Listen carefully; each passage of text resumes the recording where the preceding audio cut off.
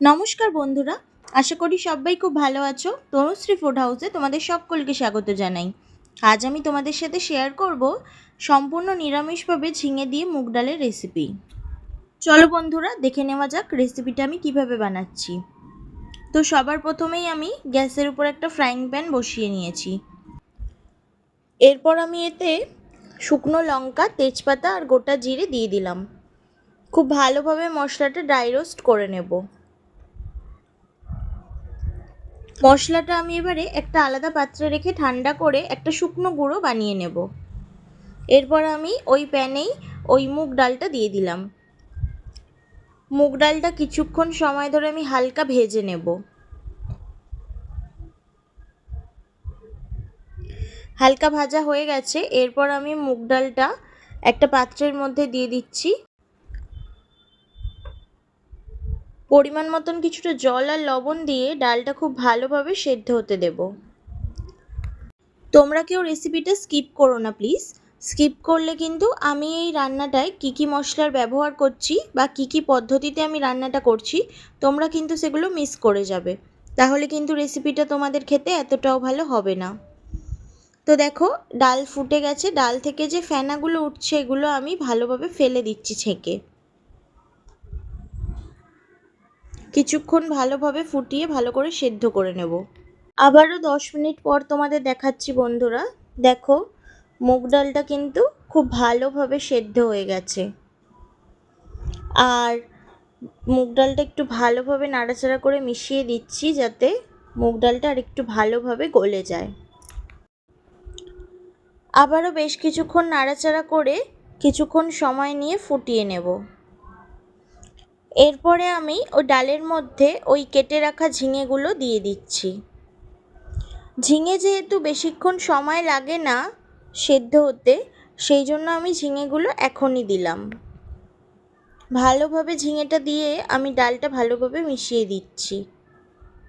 যে কোনো নিরামিষের দিনে তোমরা কিন্তু মুগ ডাল এইভাবে বানিয়ে দেখতেই পারো বন্ধুরা। আশা করি তোমাদের সকলেরই খুব ভালো লাগবে। ডালটা খুব ভালোভাবে আবারও আমি 10 মিনিট ফুটিয়ে নিচ্ছি।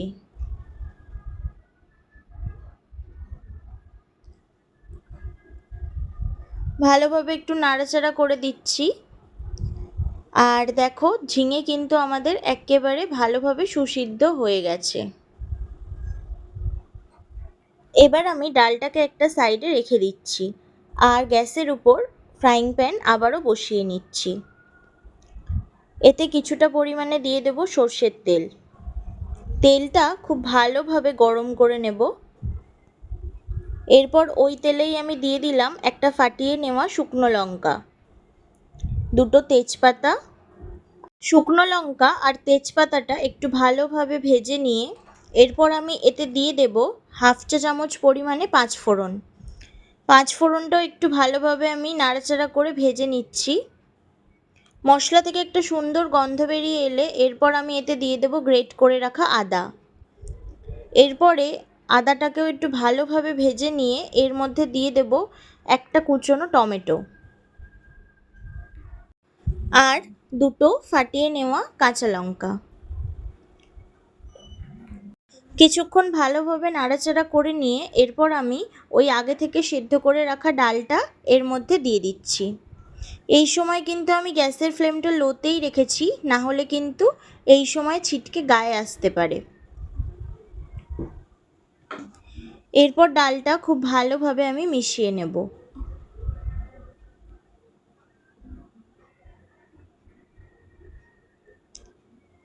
ডাল ফুটে উঠেছে। এরপর আমি এতে দিয়ে দিলাম হাফ চা চামচ পরিমাণে হলুদ গুঁড়ো।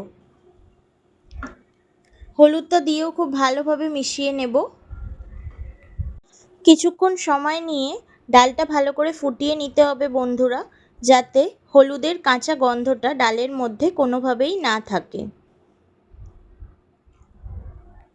আবারও কিছুক্ষণ নাড়াচাড়া করে ডালের মধ্যে আমি এবারে দিয়ে দেব ওই আগে থেকে গুঁড়ো করে রাখা তেজপাতা, শুকনো লঙ্কা আর গোটা জিরের মিশ্রণটা 1.5 চা চামচ দিয়ে দিলাম বন্ধুরা।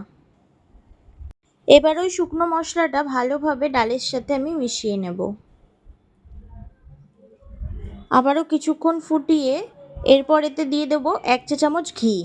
ঘিটাকেও খুব ভালোভাবে আমি ডালের সাথে মিশিয়ে নিলাম। সম্পূর্ণ নিরামিষভাবে তৈরি ঝিঙে দিয়ে ডাল কিন্তু আমাদের এক্কেবারে তৈরি বন্ধুরা।